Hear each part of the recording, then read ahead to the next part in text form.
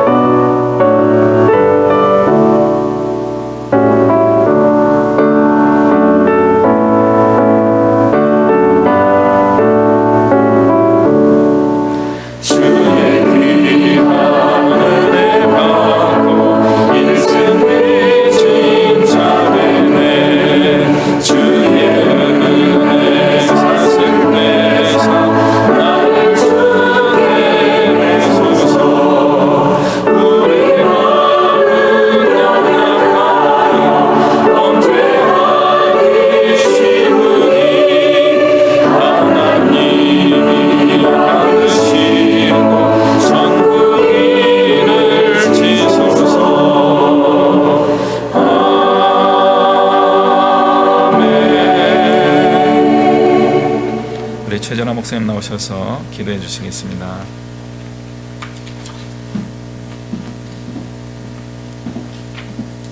다 같이 기도드리시겠습니다. 우리의 아버지가 되시는 하나님께 찬양과 존귀와 영광을 올려드립니다. 오늘 7월의 셋째 주일을 맞아 우리 주님께 신령과 진정의 예배를 드리오니 주님 우리의 예배를 받아 주시옵소서. 지난 한 주간 저희들의 삶이 자기 생활에 얽매이지 않고 병사로 모집한 자를 기쁘게 해드리는 그리스도 예수의 좋은 병사의 삶에 합당한 모습이었는지 이 시간 저희들 돌아봅니다. 그렇지 못한 많은 시간들을 이 시간 회개하오니 주님 저희들을 용서하여 주시고 주님의 한없는 긍휼로 진리의 말씀을 옳게 분별하며 부끄러울 것이 없는 일꾼으로 인정된 자로 저희 자신을 하나님 앞에 드리기를 힘쓰게 하여 주시기를 간절히 기도합니다. 이 세상은 험하고 저희들은 약할 때에 인자로 오신 예수님을 기억하고 의지합니다. 그는 근본 하나님과 본체셨지만 자기를 비워 종의 형체로 사람들과 같이 되셨고 자기를 낮추시고 죽기까지 복종하셔서 십자가에서 죽으셨습니다. 죽은 자를 살리시며 병든 자를 고치시는 모든 능력의 주님께서 수치와 조롱 가운데 십자가를 지심으로 이 땅에서 그를 주로 고백하는 모든 자들에게 겸손의 도를 보여주신 것입니다. 주님, 저희들이 토로하는 이 땅에서의 삶의 어려움이 어느새 높아진 교만한 마음 때문이었는지 돌아봅니다. 주님을 의지하기보다 내 뜻과 원함을 따라 살았음도 고백합니다. 우리가 인생에서 수고하고 무거운 짐을 지고 있다면 다시금 욕심을 쫓아 높아진 마음을 회개하고 마음이 온유하고 겸손한 주님께로 나아가 그의 멍에를 메고 예수님께 배움으로 마음의 쉼을 얻는 이 시간 되게 하여 주시기를 간절히 기도합니다. 하나님 아버지, 지금 이 시간 말씀 앞에 나온 저희들을 축복하여 주시옵소서. 우리들을 진리의 말씀으로 거룩하게 하여 주시기를 간절히 기도합니다. 그렇게 온갖 불의에서 떠나 깨끗하게 됨으로 귀히 쓰는 그릇이 되어 주인의 쓰심에 합당하며 모든 선한 일에 준비됨이 될 수 있도록 도와주시기를 간절히 소망합니다. 주님의 말씀을 들고 단에 서신 목사님을 축복하여 주시기를 기도합니다. 하나님의 나라를 위해 믿음의 선한 꿈들을 꾸게 하실 때 힘과 능력과 성령 충만함과 지혜와 물질의 은혜를 더해 주셔서 이 땅에 선한 영향력을 발휘하게 하시고 오직 주께 영광 돌리게 하여 주시기를 간절히 기도합니다. 목사님을 통해 주의 말씀을 듣는 저희들 각자에게 향하신 아버지의 뜻을 밝히 알 수 있도록 진리의 영이신 성령님의 도우심을 간구합니다. 우리 자녀들이 아브라함의 하나님, 이삭의 하나님, 야곱의 하나님을 각자 자신들의 하나님으로 고백할 수 있도록 도와주시옵소서. 여기 모인 모든 우리가 선포되는 진리의 말씀을 듣고 생명으로 인도하는 문은 찾는 자가 좁은 문이지만 그 문으로 들어가기를 결단하는 믿음의 믿음을 더하여 주시는 귀한 시간이 될 수 있도록 도와주시기를 간절히 소망합니다. 그렇게 되므로 우리 모두가 이 땅에서 주님께 영광 돌리며 각자 수고한 것에 하나님께서 합당한 열매 또한 맺게 해주시는 귀한 은혜가 있기를 기도하며 이 모든 말씀 우리 주 예수 그리스도 이름으로 간절히 기도드렸습니다. 아멘.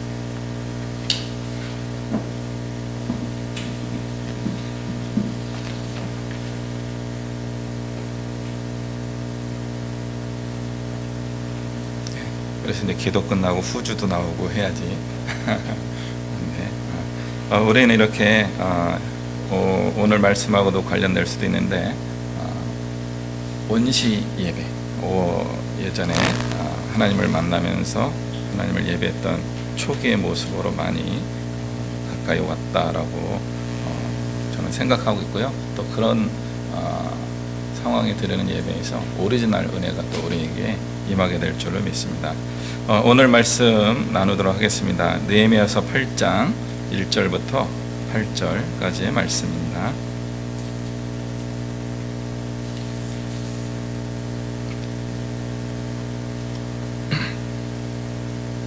느헤미야서 8장 1절부터 8절까지의 말씀인데요. 우리 한 목소리로 읽도록 하겠습니다. 8장, 느헤미야서 8장 1절부터 8절까지의 말씀입니다. 같이 읽습니다. 시작. 이스라엘 자손이 자기들의 성읍에 거주하였더니 일곱째 달에 이르러 모든 백성이 일제히 수문앞 광장에 모여 학사 에스라에게 여호와께서 이스라엘에게 명령하신 모세의 율법책을 가져오기를 청하매 일곱째 달 초하루에 제사장 에스라가 율법책을 가지고 회중 앞 곧 남자나 여자나 알아들을 만한 모든 사람 앞에 이르러 수문 앞 광장에서 새벽부터 정오까지 남자나 여자나 알아들을 만한 모든 사람 앞에서 읽음에 뭇 백성이 그 율법책에 귀를 기울였는데 그때 학사 에스라가 특별히 지은 나무 강단에 서고 그의 곁 오른쪽에 선 자는 mat디대와 스마와 아나야와 우리야와 힐기야와 마아세아요 그의 왼쪽에 선 자는 부다야와 미사엘과 말기야와 하숨과 하스팟나와 스가랴와 무슬람이라. 에스라가 모든 백성 위에 서서 그들 목전에 책을 펴니 책을 펼 때에 모든 백성이 일어서니라. 에스라가 위대하신 하나님 여호와를 송축하매 모든 백성이 손을 들고 아멘 아멘 하고 응답하고 몸을 굽혀 얼굴을 땅에 대고 여호와께 경배하니라. 예수아와 바니와 세레비아와 야민과 악굽과 사보대와 호디야와 마세야와 그리다와 아사랴와 요사밧과 하난과 블라야와 레위 사람들은 백성이 제자리에 서 있는 동안 그들에게 율법을 깨닫게 하였는데 하나님의 율법책을 낭독하고 그 뜻을 해석하여 백성에게 그 낭독하는 것을 다 깨닫게 하니. 아멘. 오늘 말씀 제목은 이렇습니다. 말씀 앞에 서다. 오늘 본문 말씀을 따라서 한다면은 우리 성경 봉독할 때 뭐 다 일어났다 앉아야 되는데 그렇게 하지 않고요. 오늘 설교 말씀으로 대체하도록 하겠습니다. 이 8장 내용은 보통 이렇게 이야기합니다. 수문 앞에서 일어난 영적 대각성 부흥회라고 표현하기도 합니다.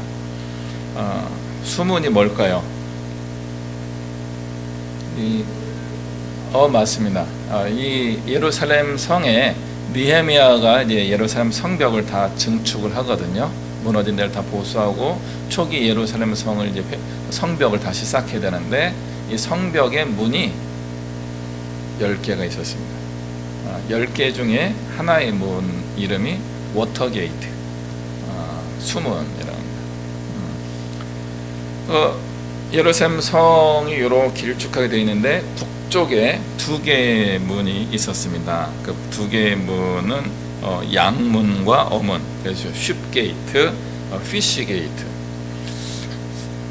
약간 건조한 지역이라 물고기가 없을 것 같은데 물고기를 또 갈릴리와 연결된 그런 의미가 있어서 피쉬게이트 이렇게 한 것 같아요. 그리고 서쪽으로 보면 또 세로로 2개의 문이 있는데 옛문 또 골짜기 문이라고 되어 있어요. 그래서 올드 게이트, 벨리 게이트 이렇게 되어 있고요. 또 남쪽에는 본문, 덩 게이트, 그리고 그게 하나가 있고요. 그다음 동편에 문이 5개가 있었습니다. 그래서 거기에 한밑관문, 좀 어려운데 영어로는 인스펙션 게이트라고 합니다. 그리고 동문, 이스트 게이트, 마문, 홀스 게이트, 수문, 워터 게이트, 샘문, 파운틴 게이트 이렇게 해서 총 10개의 문이 그 당시에 있었습니다. 현대 예루살렘에는 문이 몇 개 있을까요? 네, 제가 인터넷 찾아보니까 요즘은 8개의 문이 있다고 합니다. 문 개수가 많이 줄어들었어요. 그 성터가 있는 예루살렘 성벽 안에 문이 현대에는 한 8개 정도가 있었다 이렇게 이야기가 되고 있고요. 예전에는 한 10개 문이 있었고 주로 그 문들이 동편에 있었습니다. 동편에 5개의 문이 있었던 걸 보니까 사람들이 자주 그쪽으로 많은 사람들이 드나들었던 것 같아요. 그러니까 문을 5개나 만든 거고 그 중에 수문, 워터게이트라고 하는 그곳에서 사람들이 모일 수 있는 광장이 있었던 것 같아요.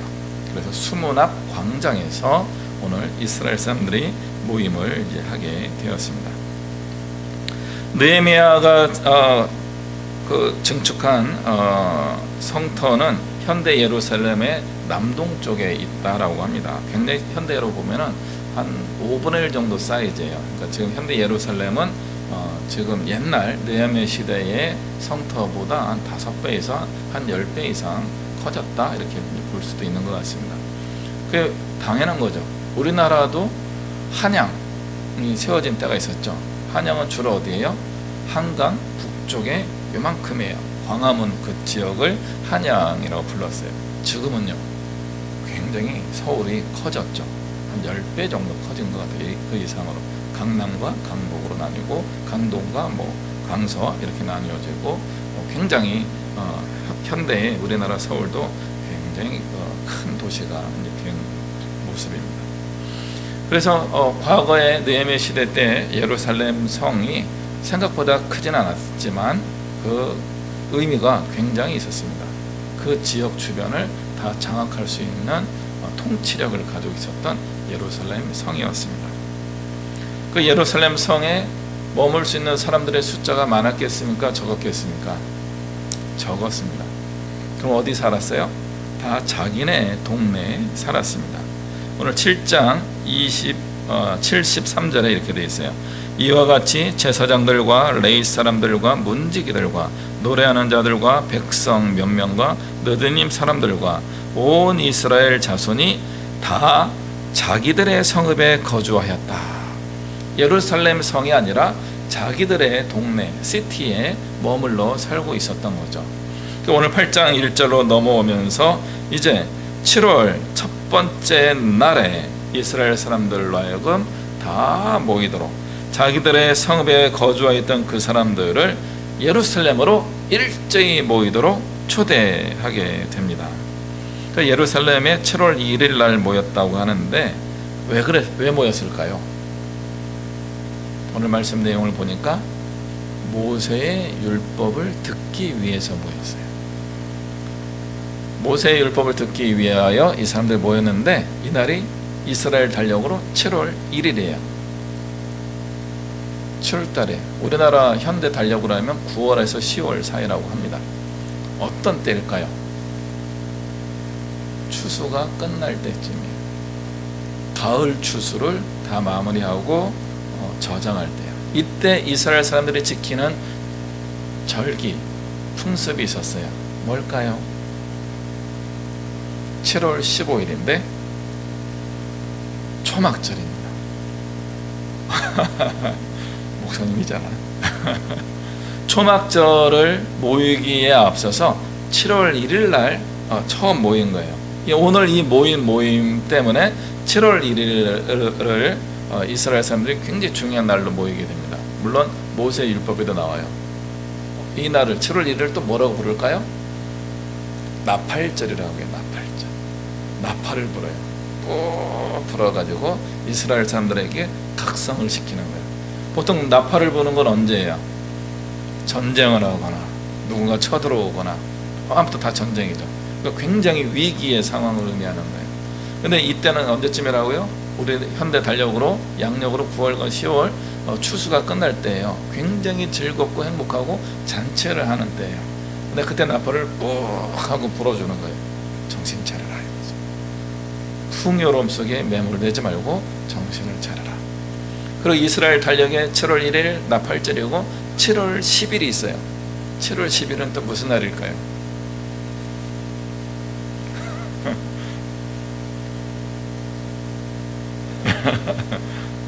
잘 모르시는 것 같은데 초막절을 맞췄으니까 일단은 잘 맞추셨고요. 초막절 앞에 초막절은 7월 15일, 7월 11일은 무슨 날이에요? 7월 10 대속죄일이라 그래요.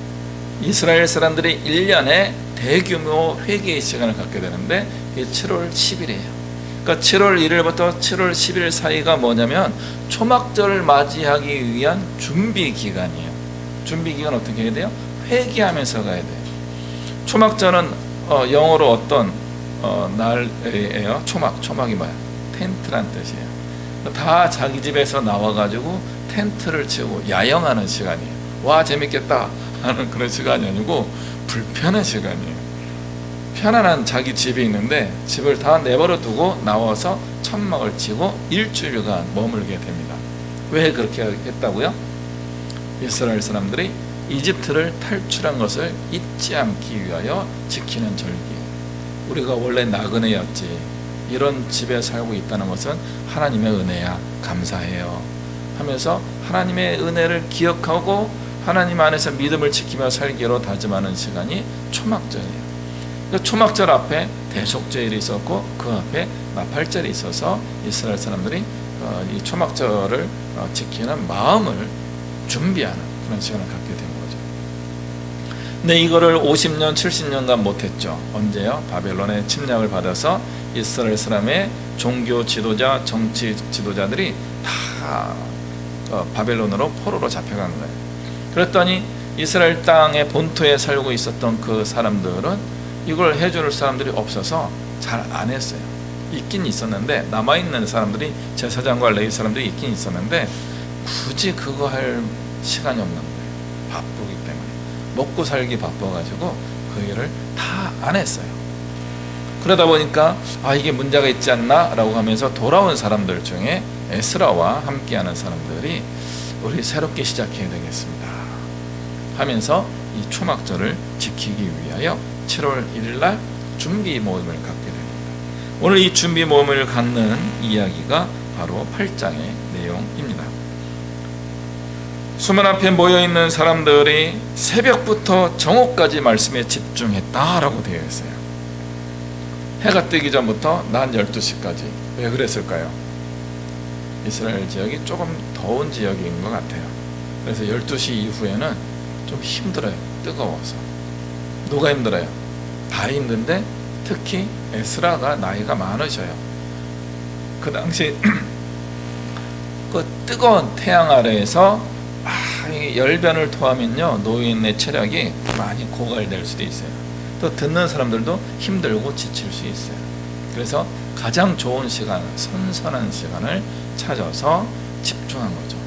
또 새벽 한 5시, 6시부터 시작했다고 한다면은 최소한 한 6시간 이상을 이렇게 말씀에 집중한 거죠. 이걸 얼마나 했을까요?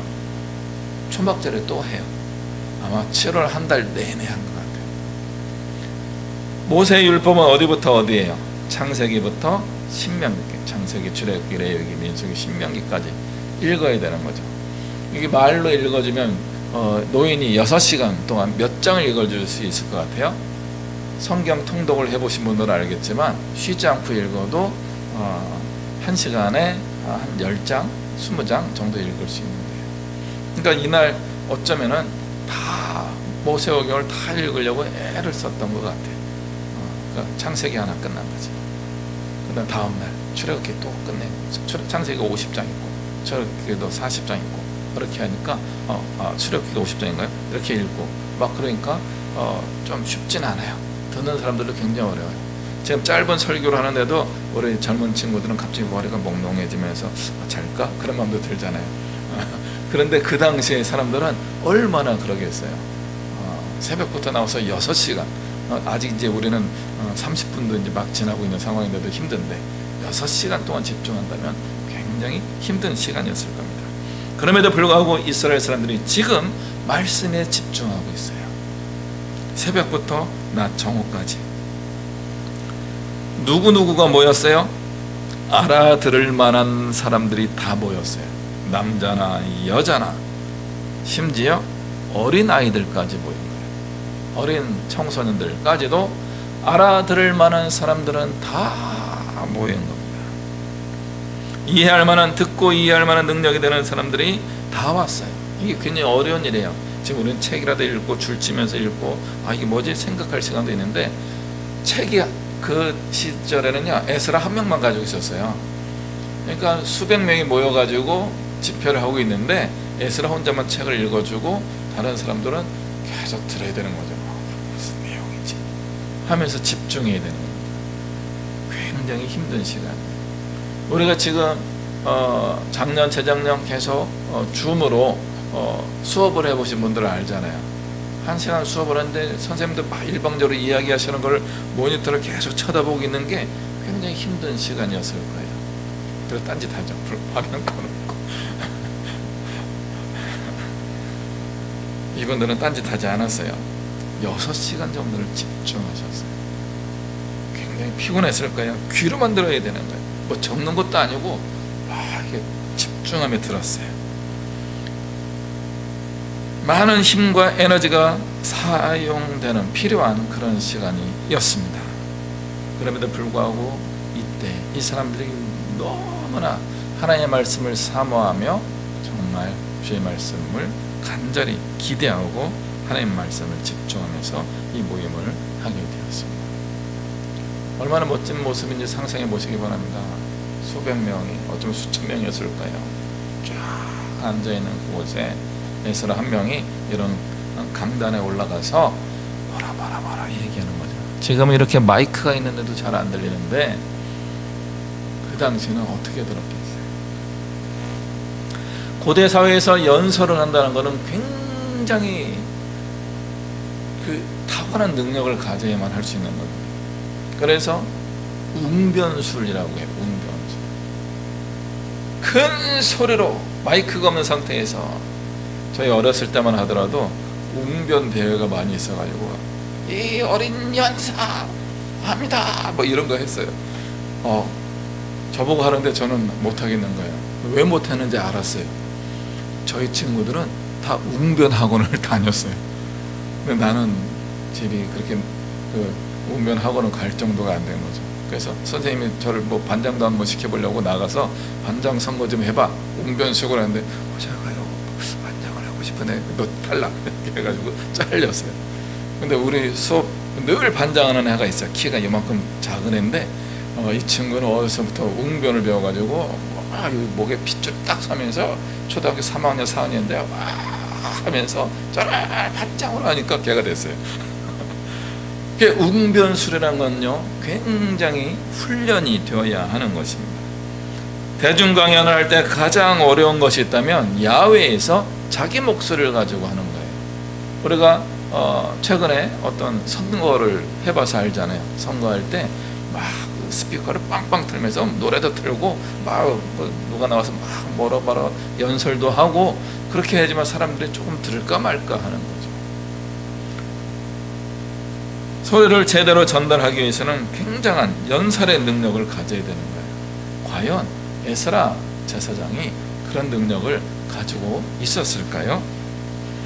있었을 거지만 연세가 좀 들어서 쉽지는 않았을 거예요. 저도 주일날 이렇게 말씀을 전하다 보면 에너지가 좀 많이 좀 빠지는 느낌이 드는 거죠. 어른들은 더 힘이 빠질 수도 있는데, 그래서 고대 사회에 웅변하기 위해서 연설을 하기 위해서는 개인의 능력, 웅변의 능력을 훈련해야 되는 게 있고요. 두 번째로 어떤 게 있었을까요? 이런 마이크 시스템이 있으면 더 좋겠지만 이게 없기 때문에 나름대로의 연설 공학을 적용한 겁니다. 우리가 말을 하면은 말은 어떻게 전달됩니까? 고등학생. 귀 고막을 누가 때려? 소리가 어떻게 가? 그렇지. 진동, 어떤 진동? 그렇지. 그냥 진동이요. 그렇죠. 공기가 진동되는 거죠. 다 왔어요. 잘했어요. 공기가 진동돼서 오는 거죠. 그게 음파예요. 그래서 소리가 우리 귀까지 전달되는 과정이 공기를 진동시켜서 오는 건데, 진동될 때 이런 딱딱한 걸 만나면 어떻게 됩니까? 진동이 멈추죠. 그러면 진동이 여기까지 오다가 이 뒤에는 소리가 가요, 안 가요? 안 갈 수 있어요. 이 벽과 같은 역할을 하는 것 중에 하나가 뭐예요? 앞에 있는 사람 머리. 앞에 있는 사람 머리가 내 눈앞에를 가리고 있으면 소리가 그 사람 머리 귀를 타고 지나가요. 그럼 내 귀를 싹 스쳐가요.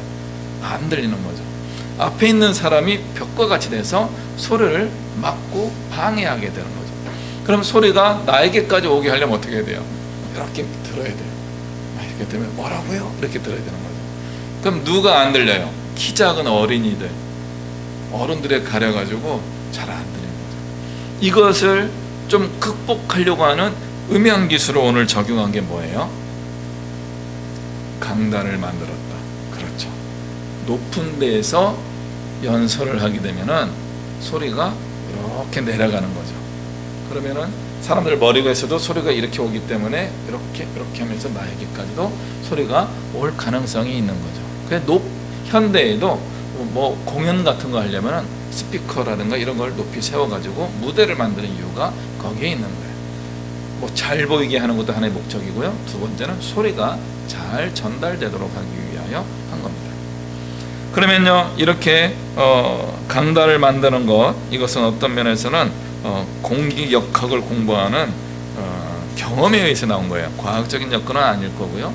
해보니까 이게 가장 효과적이다 해가지고 한 거죠. 그렇다면 이 강단을 만들면은 이 강단은 몇 번 쓸 수 있을까요? 1년에. 예루살렘에 강단을 만들었어요. 이스라엘 사람들은 1년에 3번 정도 모이게 되어 있어요. 6월절과 오순절과 추목절에 3번 정도 이스라엘 사람들이 모여서 예배하게 되고, 보통 일주일에서 한 열흘 정도 지나게 되는 겁니다. 3번 와서 모임을 가지면 몇 번, 1년에 며칠 정도 하겠어요? 아무리 많이 잡아도 한 50일, 60일 정도, 2달 정도 사는 거죠. 두 달을 쓰기 위하여 이 강단을 만들고 있으면은 이거는 효율적인가요? 비효율적인가요? 필요하니까 한 거예요. 잘해요. 정확해요. 필요한 거지만 많은 사람들이 이 필요를 위하여 이 정도 투자하는 것을 가끔은 아까워할 때가 많이 있어요. 매일 써야지, 본전을 찾아야지, 이 표현이 좀 그렇지만 뽕을 뽑아야지 이런 표현을 해요. 내가 투자한 것에 대하여 만족감을 다 끄집어내고 싶어 하고 있는 거죠. 근데 이렇게 오늘 만든 강단, 에스라가 올라가서 말씀을 중얼중얼 읽은 아주 큰 효과가 있었을 수도 있겠지만, 그 강단의 의미는 1년에 한 300일 이상을 방치하게 되는 그런 강단일 수 있는데, 왜 특별하게 나무 강단을 만들었을까요? 오늘 보니까 4절에 학사 에스라가 특별히 지은 나무 강단에 서고 이렇게 되어 있어요. 규모도 커요. 에스라 혼자만 올라갈 수 있는 요만한 강단이 아니라 오른쪽에 한 서너 명 서 있고, 왼쪽에 한 대여섯 명 서 있고, 이만큼 서 있는 거예요. 그러니까 지금 있는 우리 이 무대보다 몇 배가 큰 거예요. 그리고 그게 튼튼하게 올라가려고 하니까 밑에 기초도 튼튼히 해야 되고, 뭔가 좀 노력을 많이 해야지만 세워질 수 있었던 강단이었던 거죠. 그 강단을 왜 에스라 한 명만 올라갈 수 있는 강단을 만들면 되지, 왜 이렇게 규모 있게 만들었을까? 이유는 여러 가지 있겠지만 성경에는 자세히 나오지는 않아요. 근데 두 가지죠. 에스라가 높은 데 올라가서 말씀을 읽었어야 되는 게 한 가지고, 두 번째는 에스라 혼자만 올라가는 것이 아니라 다른 사람들도 같이 올라갈 수 있는 튼튼하고 규모가 있는, 덩치가 있는 그런 강단을 만들었어야 되는 겁니다. 이 투자한 것을 그냥 잘 사용해가지고 투자 대비 많은 것들을 얻어내면은 가장 효율적이라고 할 수 있지만, 이 강단은 필요하기 때문에 한 것인데, 그럼에도 불구하고 굉장히 어떤 면에서는 비효율적인 것이었던 거죠. 이 비효율적인 것을 왜 만들었을까? 하나님의 말씀을 선포하기 위해서 그렇습니다. 영적인 이익을 위해서 평생 한 번이라도 큰 투자를 할 수 있느냐 하는 질문으로 넘어갈 수 있는 거예요. 이스라엘 사람들에게 성전이 있었잖아요. 성전에서 모이면 되지. 근데 성전은 규모가 작아요. 예배, 제사를 위주로 하는 곳이기 때문에 사람들이 모여서 말씀을 듣고 공부하는 그런 광장의 역할을 하기는 좀 사이즈가 작았어요. 그래서 수문 앞 광장에서 모여야 되고, 광장에서 모이려고 하다 보니까 연설대가 필요했었고, 연설대를 이렇게 제작을 하게 된 것입니다. 하나님을 향한 열망은요, 효율적인 것에서 우리는 비효율적인 것까지도 추구할 수 있게 되는 거예요. 이걸 우리 교회에서 비신학적인 용어긴 하지만 거룩한 낭비라는 표현으로 쓰기도 합니다. 하나님의 뜻을 이루기 위하여 우리는 낭비할 수 있어야 되는 거예요. 내가 투자한 것만큼 자꾸 얻으려고 하는 이익을 추구하는 관점에서 우리의 신앙생활은 위험이 자꾸 생기게 됩니다. 하나님의 말씀을 듣기 위한 효과적인 방법을 찾기보다는 넉넉한 시간을 하나님께 드리는 연습을 해야 되는 거예요. 하나님께 드리는 시간이 1시간이 중요합니까? 4시간, 10시간도 드려야 됩니까? 4시간, 10시간도 드릴 수 있어야 되는 거예요. 그런데 우리 현대사회에서는요, 효과적으로 가고 싶은 거예요. 다른 걸 하고 싶기 때문에. 하나님의 은혜가 1시간 안에 오면 좋겠다는 거죠. 새벽부터 정오까지 집중하고 싶지 않은 거예요. 짧은 시간에 빨리 정확하게 확실히 한 방에, 이런 걸 많이 요구하는 거죠. 효율적이에요. 우리 현대를 살아가고 있는 우리 그리스도인들까지도 현대인과 똑같아요. 내가 원하는 목표를 이루기 위하여 하나님께는 효율적으로 접근하는 거예요. 그러나 그렇지 않아요. 우리 하나님께, 표현이 이상하지만 하나님을 위하여 나의 인생을 낭비할 수 있어야 됩니다. 하나님을 만나기 위하여 나의 신앙을 성장시키기 위하여 나의 삶을 허비할 수도 있어야 되는 거예요. 우리 하나님이 주시는 은혜의 방식이 뭔지 아세요? 그 쌀을 재는 도구가 되라고 하는 거, 되바, 그렇죠? 대에 하나님이 주실 때 대에 네모난 상자인데 한 대 이렇게 닫고 딱 깎아서 정확하게 주시는 분이 하나님이 아니에요. 하나님은 그 대에다가 눌러서 넘치게 담아서 주시는 분이 하나님이십니다. 하나님은 우리에게 은혜를 주실 때 재인 거에다가 넘치게 부어서 줄줄줄 흘리면서도 주시는 분이 우리 하나님이에요. 하나님이야말로 가장 낭비를 많이 하시는 거예요. 우리 같은 사람을 위하여 하나님께서 은혜를 주시는데 그 은혜를 왜 주실까 하는 마음이 들 정도로 막 줄줄줄 흘리시면서 우리에게 베푸시는 분이 하나님이십니다. 그 하나님의 은혜에 감사해서도 우리도 이렇게 삶의 것들을 넉넉하게 드리는 연습을 해야 되는데 우리가 정확하게 드리는 신앙생활을 하려고 하는 경우가 많이 있어요. 대표적인 게 11조에 10분의 1을 딱 재서 좀 드리고 싶은 거죠. 10분의 1.5는 왜 안 돼요? 10분의 1.23 이거는 왜 안 돼요? 어떤 분은 10분의 2조를 드리고 싶어하는 분이 있고, 뭐 옛날에 좋은 면이 나쁜 면이 있던 분도 있긴 하지만 그분의 신앙 고백 면에서 어떤 고백을 하게 되냐면 나의 소득의 10분의 9를 하나님께 바치고 싶습니다. 이런 분들이 있어요.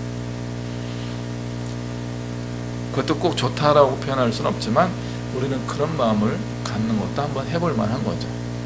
하나님께 내가 가지고 있는 것을 모두 드리고 싶습니다. 이런 생각도 해봐야 되는 거예요.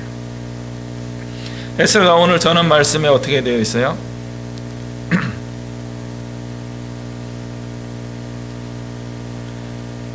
하나님이 이스라엘 사람들을 이집트에서 불러내셔서 가나안 땅에 들어가게 하시고 그 땅을 차지하게 하시고 그곳을 유업으로 자손들에게 계속 유산으로 물려줄 수 있게 해주는 그런 은혜를 이스라엘 사람들에게 베풀어 주셨습니다. 아무것도 안 하고 아무것도 없었던 이스라엘 자손들에게 아브라함의 후손이라는 이유 그 한 가지, 하나님이 약속을 지키시기 위하여 이스라엘 사람들에게 가나안 땅을 주시고 가나안 땅에서 넉넉한 은혜를 받게 해주셨습니다. 그 땅에서 기름진 복을 받게 해주셨습니다. 그래서 아마 초반에는 이스라엘 사람들이 하나님께 넉넉한 예물을 드리고 감사의 제사를 많이 드렸을 겁니다. 그런데 어느 날 이스라엘 사람들이 하나님께 깍쟁이처럼 드리기 시작했던 것 같아요. 그리고 어느 순간인가부터 부족한 걸 드리기 시작했어요. 나의 양떼 중에 가장 좋은 양을 구분하여서 하나님께 제물로 드리는 것이 아니라 다리를 절고 눈이 하나 좀 찌그러져 있고 뭔가 상품성이 없는 양과 염소를 하나님께 제물로 드리는 거. 어차피 태워서 하나님께 올려드리는 건데 하나님은 고기 뜯어 드시겠어? 합리적이죠. 그냥 받으시겠지. 이런 표현이 있어요. 만약 그런 양을 너희 총독에게 한번 선물로 줘봐라. 그 사람이 기뻐하겠는가? 눈이 하나 없는 양을 선물이에요 드리면은 그 너희 총독이 그 양을 고마워요 하고 받겠는가? 아니 이런 걸 나에게 날 무시하는 거야? 그렇게 대할 수 있는 거죠. 제가 부모로서 어른으로서 우리 자녀들에게 또 친구에게 누군가에게 선물을 주는데 아주 이상한 걸 주면은 받는 사람들이 기분이 어떻겠어요? 하나님께 우리가 예물을 드릴 때도 그럴 수 있다는 거예요. 이스라엘 사람들이 망한 이유는 거기에 있는 거예요. 하나님을 진심으로 예비하면서 하나님께 넉넉한 믿음의 고백과 예물을 드리는 일을 소홀히 했기 때문에 그렇습니다. 예물은 드렸지만 마음을 다하지 않았던 겁니다. 그런 것들이 그들의 삶에 고스란히 나타난 거예요. 그리고 어느 순간 회개하고 회복해야 되는데 그걸 어떻게 해야 되는지도 알지 못하고 있다가 이스라엘 사람들이 망하게 된 겁니다. 오늘 그런 이스라엘 사람들이 모여서 에스라와 함께 새로 시작하는 것이 느헤미야서 8장의 내용입니다. 3장 1절에 보니까 학사 에스라에게 이렇게 되어 있어요.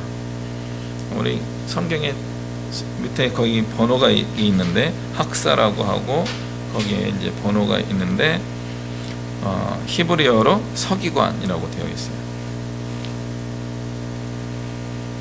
고대 사회에서 글을 읽고 쓸 수 있는 것 자체가 리더의 능력을 갖추는 것이었습니다. 히브리어 성경을 읽을 수 있고 글을 쓸 수 있고, 여기 서기관이라고 하는 분들은 이 필사하는 분을 의미하는데, 성경, 구약 성경을 계속 옛날 양피지로 만들었기 때문에 벌레가 먹기도 하고 양피지가 딱딱해져 가지고 부서지기도 하고 또 화재라든가 이런 것에 의해서 이게 소실되기도 합니다. 그러면 자꾸 복사본을 자꾸 만들어야 돼요. 근데 지금 복사기가 있으니까 찡찡 하면 되고 뭐 사진 찍어놔도 되고 PDF로 저장하면 되는데 고대 사회는 그게 어려운 거죠. 일일이 손으로 계속 그걸 똑같이 복사를 했어야 돼요. 그래서 그 일을 하는 분들이 서기관이었어요. 글 쓰는 사람들. 이분들이 있었기 때문에 구약 성경이 우리 시대까지 계속 올 수 있었던 겁니다. 그래서 글을 읽고 쓸 수 있는 사람들이 종교, 신앙의 지도자가 될 수 있었어요. 그런 면에서 우리 현대인들은요, 모두가 다 신앙의 지도자가 될 기본 소양이 되어 있어요. 읽고 쓸 줄 아는 사람입니다. 불편해요? 뭐 그럴 수 있어요. 되라는 뜻이 아니고 될 수 있는 기본 소양이 됐다, 이 말씀을 드리는 겁니다. 공동번역에서 이 학사를 사제로 번역했어요. 공동번역 성경에서는 사제, 그러니까 프리스트예요. 약간 오해의 여지가 있었습니다. 새번역 성경에서는 학자라고 번역을 했어요. 그러니까 애매모호해져요. 우리 개역 성경에서, 오늘 읽은 성경에서는 학사라고 번역했어요. 더 애매모호해. 무슨 말이지? 이렇게 된 거죠. 컨템포러리 잉글리시 버전이라고 하는 현대어 영어 성경에서는 이 부분을 A teacher of the law of Moses라고 되어 있어요. 모세의 율법을 가르치는 선생님이라고 번역을 했어요. NIV New International 버전이라고 하는 이 성경에서는 제대로 번역했어요. The scribe라고 번역했어요. scribe, 쓰는 사람, 기록하는 사람. 근데 왜 서기관으로 안 썼을까? 신약 성경에서 예수님이 서기관들을 너무 야단을 많이 치셔가지고 바리새파 사람들과 사두개파 사람들과 서기관들은 화했을 찐저 이런 걸 많이 해가지고 아마 우리 학사 에스라의 명칭을 서기관으로 표현하는 것에 대하여 조심스럽게 번역을 하는 게 아닌가, 이런 생각을 해보게 됩니다. 히브리어로 하소퍼라고 하는 말입니다. 서기관을 의미하고 있어요. 에스라의 활동은 율법 선생이 되고 서기관, 성경을 읽고 쓰는 일을 많이 하는 사람들은 선생님이 되는 것이고요, 학자인 것이고요, 또 에스라 자체가 제사장 집안이에요. 그래서 사제이기도 한 거예요. 다 맞는 말이긴 하지만 의역하기도 한 거고, 오해의 여지도 있고요, 서기관이라고 해도 또 오해의 여지가 또 생기는 것 같기도 합니다. 그런 오해의 여지를 극복할 수 있는 방법은 한 가지예요. 뭐예요? 제대로 하나님의 말씀을 따라 살아가고 그 말씀을 가르치는 사람이 되면 됩니다. 그럼 오해의 여지가 확실히 줄어들게 되는 거죠. 에스라는 이런 의미에서 매우 독특한 자리를 가지고 있는 사람이었습니다. 그런데요, 이 에스라와 같은 구약 시대의 서기관과 제사장이 우리 현대에는 우리 교회에 목회자만을 지칭하는 것이 아닐 수 있다는 것을 알아야 됩니다. 마태복음 13장 52절에 보면요, 13장 전체가 예수님이 비유장이에요. 비유로서 사람들을 많이 가르치는 거예요. 그러면서 예수님의 제자들도 비유로 가르치니까 좀 어려운데요? 그러니까 조금씩 설명을 더 해주셔요. 이런저런 설명을 하면서 알아들었냐? 그랬더니 예, 이렇게 자세히 가르쳐 주시니까 잘 알겠습니다. 그 말씀을 듣고서 예수님이 제자들에게 하신 말씀이 마태복음 13장 52절입니다. 천국의 제자들은 서기관과 같아서 마치 자기 곳간에서 새 것과 옛 것을 가지고 나오는 집주인과 같다라고 하는 거예요. 예수님의 제자들은 천국의 서기관이라는 거예요. 그래서 옛 것과 새 것을 골고루 가지고 나올 수 있는 집주인과 같다라고. 굉장히 몇 가지 복잡한 의미가 들어있어요. 예수님 믿는 사람은 서기관이 되어야 됩니다. 일꽃을 준하는 사람이 되어야 됩니다. 두 번째, 집주인과 같은 주인의식을 가져야 된다. 소극적으로 살면 안 되고 능동적인 사람이 되어야 한다. 세 번째는 뭐예요? 옛 것과 새 것을 골고루 가지고 있어야 된다. 옛 것에만 집중하는 사람들이 많아요. 그런 사람을 뭐라고 불러요? 보수주의자라고. 새 것만 강조하는 사람을 뭐라고 불러요? 진보주의자라고. 진보주의가 맞아요? 보수주의가 맞아요? 각자 맞는 영역이 있고 틀린 영역이 생깁니다. 그러면 이 두 가지를 다 이룬 사람은요, 조금 더 정답에 가까운 사람이 될 가능성이 있어요. 옛 것도 알아야 되고 새 것도 깨달을 수 있는 사람이 되어야 하는 것입니다. 예수님을 믿는 사람들은 이런 사람이 되어야 되는 거예요. 우리는 천국의 서기관입니다. 하나님의 말씀을 다루는 사람이라는 뜻입니다. 예수님의 가르침을 우리에게 다시 적용한다는 것은 어떤 의미를 가지고 있어요? 과거로부터 전해져 내려오는 하나님의 말씀을 꾸준히 배우고 공부하는 사람이 되어야 하는 거죠. 우리 함께하고 있는 TBC 성경 공부가 그런 의미를 가지고 있어요. 옛 것을 좀 집중해서 배우는 겁니다. 그러나 또 한 가지는 뭐가 있어야 돼요? 지금 이 시간 나에게 현대적인 삶을 살고 있는 나에게 주시는 하나님의 뜻을 발견할 수 있어야 돼요. 새로운 깨달음이에요. 현대적인 해석만 집착하면 뭐예요? 왜곡될 수 있어요. 하나님의 뜻은 이런 거 아니야? 이런 거 아니야? 라고 하다 보니까 누군가에게 특별한 상황에 있는 나에게 또는 저 사람에게만 맞는 메시지로 해석을 하게 되는 거죠. 그러면 다른 사람에게는 안 맞아요. 그러면 이 사람들은 당황하는 거죠. 어떻게 하나님의 말씀을 저 사람에게는 맞고 나에게는 안 맞는 그런 하나님의 말씀이 되겠습니까? 어떤 것이 문제예요? 그 말씀이 가지고 있는 본래적인 옛날부터 오는 의미를 모르기 때문에 그런 거예요. 반대로 과거로부터 오는 지혜에만 머물러 있으면 어떻게 됩니까? 죽어있는 말씀이 되는 거예요. 하나님의 말씀은 살아있고 운동력이 있는 움직이는 말씀이어야 되는데 죽어져 있는 거예요. 하나님의 말씀은 능력이 있고 생동감이 있고 우리에게 역동성이 있어야 되는데 그냥 박물관에 있는 것처럼 고정되어 있고 아주 옛날 과거형으로만 있으면은 무슨 의미가 있어요? 의미가 없는 거예요. 그러면 우리는 예수님의 가르침을 가지고 이 학사 에스라의 의미를 살펴볼 수 있어야 합니다. 학자가 된다는 것은 반복한다는 과정이 있어요. 이 서기관은 반복을 해요.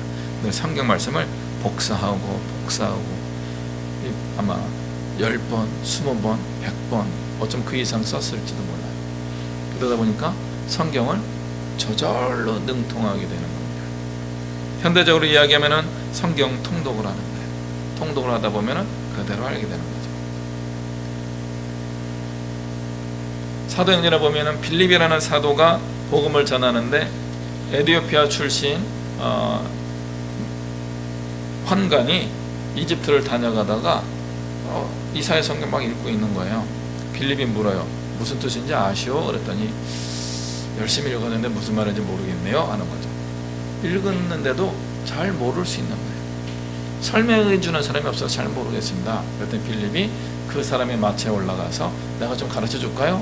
고맙죠 하면서 쭉 말씀을 설명해 줬어요. 그러니까 통독하는 것 플러스 그 다음에 누군가에게 그 해설을 들을 수 있어야 되는 거예요. 그러면 갑자기 확 깨달아 알아요. 깨달아 알으니까 이 에디오피아 내시 간다게 여왕의 이 환관이 뭐라고 하는지 아세요? 저기 물이 좀 있는데요. 저기서 나 세례를 주세요. 굉장히 능동적인 사람이 됩니다. 나에게 좀 세례를 주세요. 내가 예수님을 제대로 믿고 싶습니다. 빌립이 그 사람에게 세례를 주게 됩니다. 하나님의 말씀을 반복하여서 읽는 것뿐만 아니라 이제 그것을 해석할 수 있는 가르침을 받아야 되고, 또 이제 더 나아가서 어떤 일까지 해야 됩니까? 해석을 전할 수 있는 사람이 되어야 합니다. 느헤미야서 8장 7절에 보면 이렇게 되어 있어요. 예수아와 바니에와 세레바와 야민과 악굽과 사부대와 호디야와 마아세야와 그라다와 아사랴와 요사박과 하남과 블라야와 레위 사람들이 굉장히 실명도 언급하고 나중에 너무 많으니까 레위 사람들이라고 하면서 복수형으로 퉁 치면서 이야기했어요. 그 사람들이 뭘 했어요? 이스라엘 사람들 사이를 왔다 갔다 하면서 율법을 설명해 주는 거예요.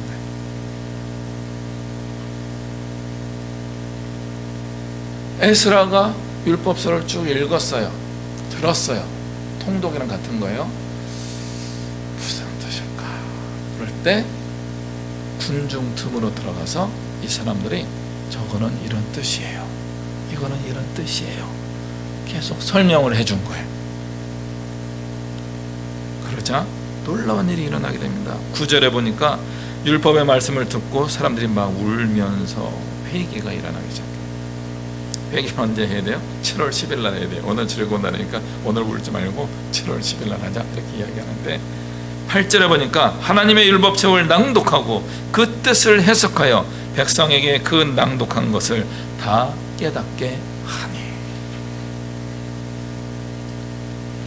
우리 교회가 온전한 교회가 될 수 있는 방법 중에 한 가지가 바로 이것입니다.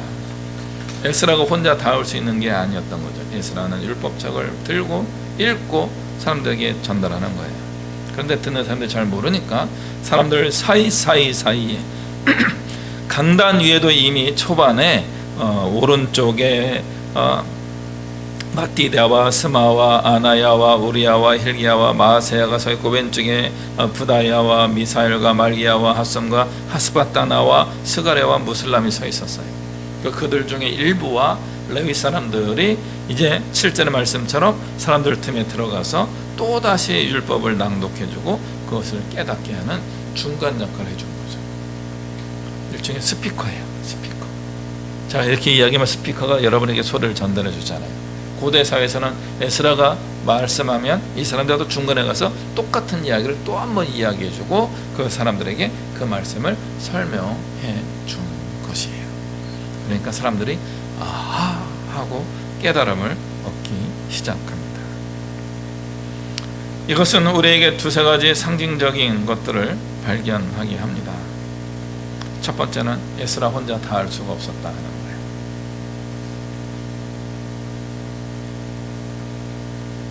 지도자 그룹이 같이 있었어야 된다는 거예요. 두 번째는 마이크 시스템이 없던 시절에 방금 말씀드린 것처럼 스피커의 역할을 하게 된 겁니다. 동역자들이 있었기 때문에 수문 앞에 광장에 모인 사람들에게 놀라운 변화의 일이 일어날 수 있었던 것입니다. 우리는 신앙 공동체에서 이런 역동성을 만들어낼 수 있어야 돼요. 함께 일어나야 돼요. 현대 크리스찬들이 가지고 있는 큰 약점 중에 하나가 뭐냐면 듣고 가만히 있어요. 듣고 가만히 있으면 안 돼요. 말할 수 있어야 돼요. 누군가에게 전달할 수 있어야 되는 겁니다. 사도행전에 나오는 빌립과 같은 사람과 함께 이 에티오피아 환관이 말씀을 잘 들으니까 어떻게 돼요? 능동적으로 되는 거예요. 나에게 세례를 주세요. 그리고 내가 이디오피아 가서 그리스도의 복음을 전하겠습니다.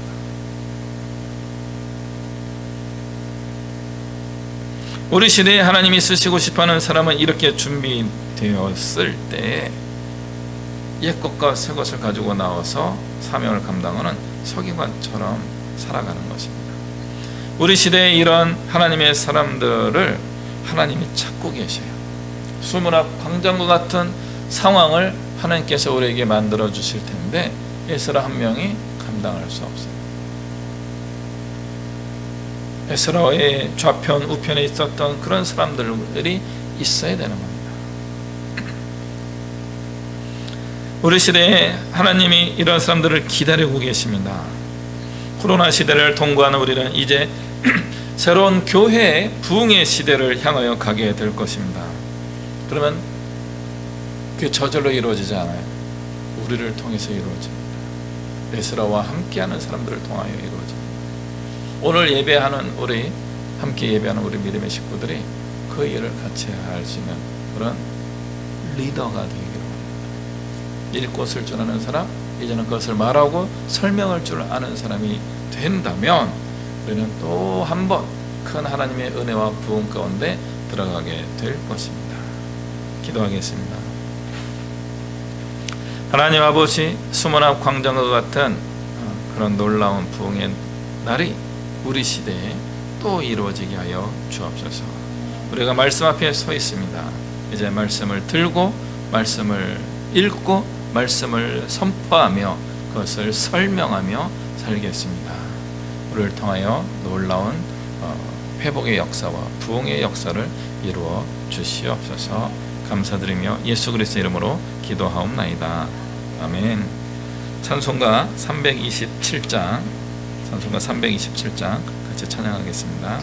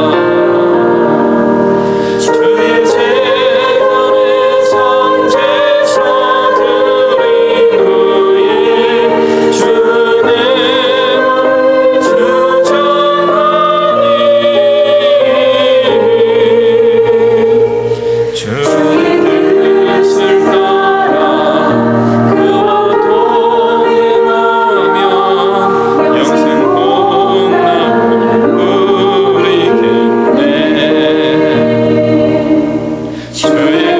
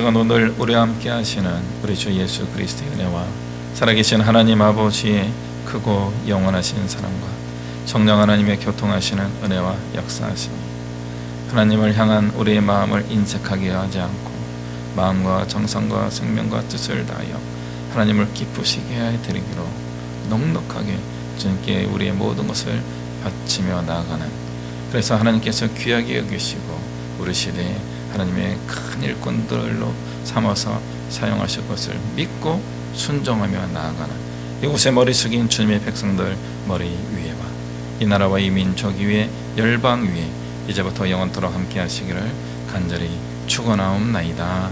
아멘.